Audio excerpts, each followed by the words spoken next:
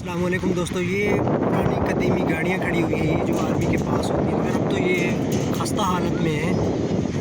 تو آپ دیکھ سکتے ہیں ان کی پائیداری کا آپ ذرا اندازہ لگائیے، کافی عرصہ گزر جانے کے باوجود بالکل ویسی حالت میں ہے۔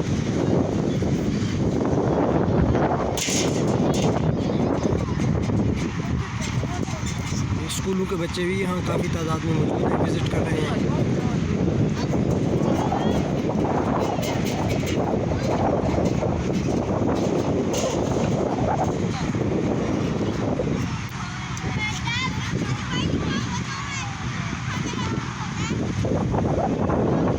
اس کی فرنٹ سائڈ کا معائنہ کیجیے۔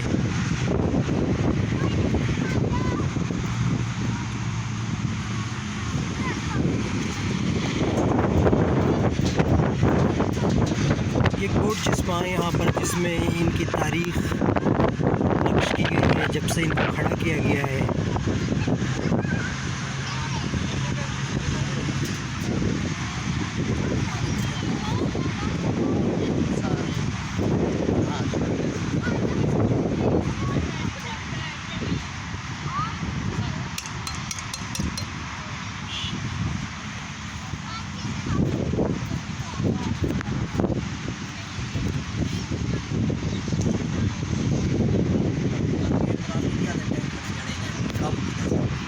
تو دوستو یہ آپ نے دیکھ لیا، یہ بھی ایک ٹینک ہے۔